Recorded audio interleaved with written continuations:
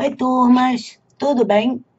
Nós estamos aqui para mais um programinha nosso e o tema de hoje vai ser o que um dos nossos ah, telespectadores solicitou, que é a questão dos menores em situação de medida socioeducativa.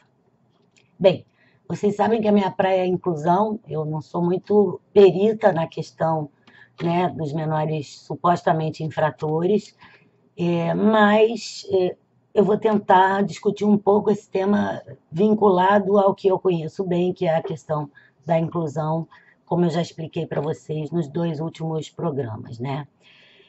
O que eu penso assim, pessoal? Eu vejo que a gente vive um mundo de muita injustiça, né?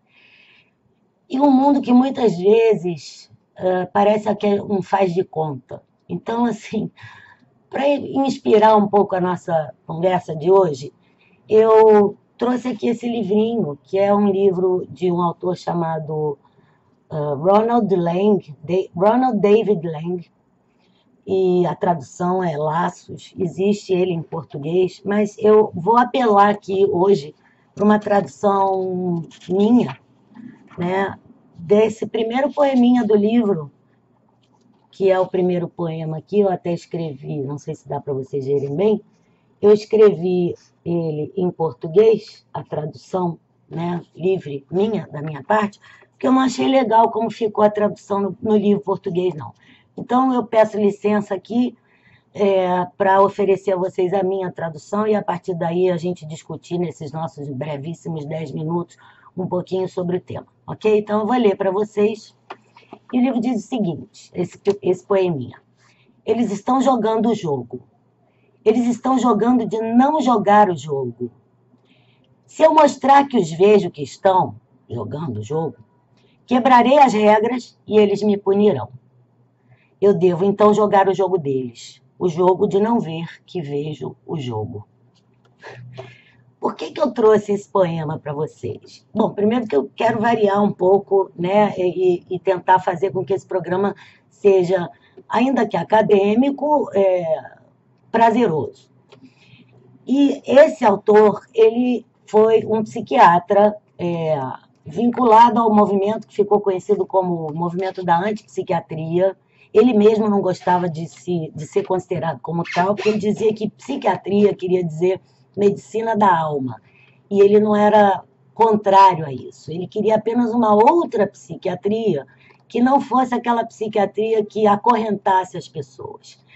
Fato é que, a partir desse movimento, várias lutas anti-prisão se fizeram, né? A luta antimanicomial é uma delas, no campo das ciências psi, né? E por ciências psi eu falo psiquiatria, psicologia, a própria psicanálise e tantos outros campos de conhecimento, mas que eu acho que é uma luta que se estende, de certa maneira, porque as pessoas com a chamada doença mental, né? Ou que carecem de saúde mental plena, podem, de alguma forma, ser comparadas a menores e outras pessoas cumprindo medidas prisionais, ou como se fala para menores em medidas socioeducativas. Né? É um nome mais ameno, digamos assim, para um programa correcional.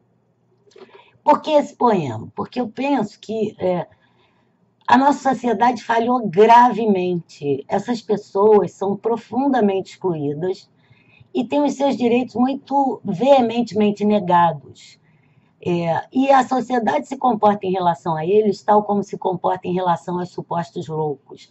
É melhor acorrentar, é melhor deixar de lado, é melhor deixar em separado, porque eles não são como nós, os supostos normais, né? Eles não são como nós, os corretos.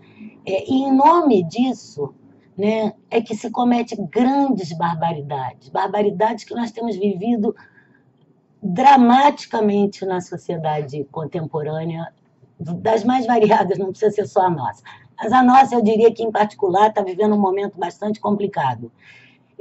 Não por acaso a gente fala em liberar armas, não por acaso, recentemente se aprovou uma legislação que autoriza novamente a se internar pessoas a revelia da vontade delas, né? Caso se desconfie que ela tem alguma questão mental, ou surte, ou alguma coisa assim. Então, o que a sociedade acaba fazendo, vejam, essa luta aqui do movimento da antipsiquiatria começou nos anos 60. E até hoje, isso não só continua nesse campo, como se espalha para outros, né? No campo da juventude, vivendo uma situação de medida socioeducativa, é a mesma coisa, né? Parece que a gente não quer ver o que está acontecendo, que esses menores vão para as ruas porque tem famílias desestruturadas, porque a escola não dá conta de tê-los ali, de oferecer um currículo agradável, um currículo que faça sentido, né? Por tantas coisas como essas e outras, eles acabam ou sendo excluídos ou se auto-excluindo, por assim dizer, porque não vem sentido no que as instituições têm para oferecer. E assim, passou da hora, historicamente, da gente parar para pensar nisso e ver qual é o nosso papel nisso também. O nosso papel é tanto direto quanto indireto. É direto quando a gente elege, de certa maneira, políticos que não conseguem dar conta disso, né, e que ainda defendem que o direito à vida, o direito ao valor como vida humana seja negado e que se coloque essas pessoas em manicômios e prisões ou, né, reformatórios, né, juvenis, para corrigir, como se fosse possível, dessa maneira violenta, porque esses locais são violentos, são desprovidos de carinho, de atenção, por mais humanizados que tentem fazer com que sejam, eles não são, né? E fica muito complicado você resgatar um sujeito assim, nessas bases. Então, é um pouco hipocrisia da nossa parte achar que isso vai resolver e que o caminho certo é esse. O que a gente precisa pensar mesmo é qual é o nosso papel nisso. Então, diretamente, quando a gente elege políticos impotentes para tratar disso e que optam pelo caminho aparentemente mais fácil, a gente está, né, sendo responsável por isso.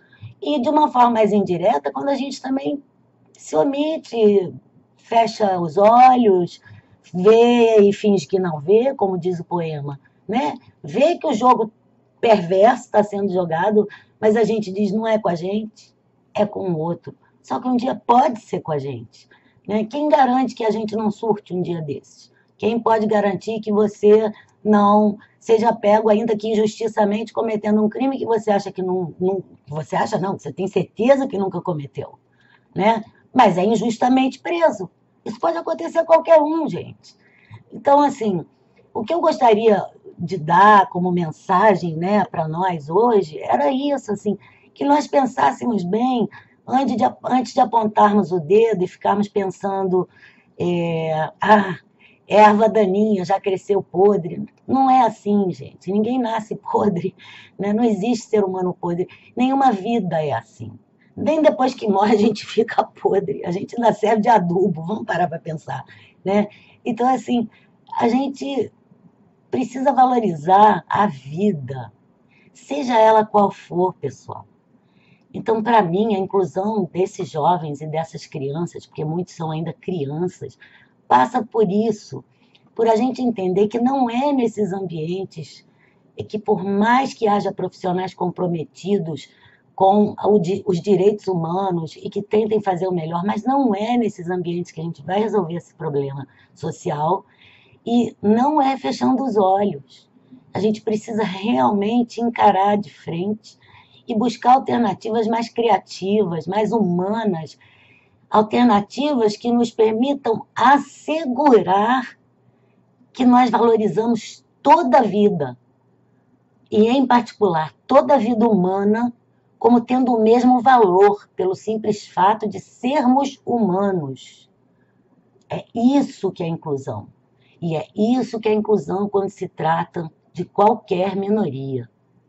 É isso aí, pessoal. Um beijo para vocês, um bom domingo, o nosso tempo meio que já se esgotou, e fiquem bem. Até a próxima semana.